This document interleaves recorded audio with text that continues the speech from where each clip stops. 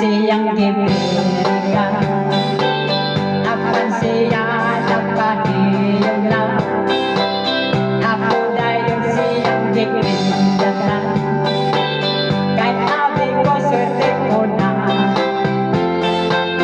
Hastang kailangan ako nilubay, pagpangadagang ilugan.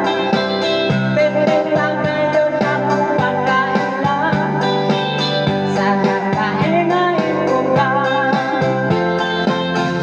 sa dihang nagtiwali, naparayod dahil siya ako. Ihatag ko dahil ang tanda, kaya inilawan ako. Hastang kailan ako nilubay, pagpangadagang ilugan. Pwede ka yun ang pagkailan, sa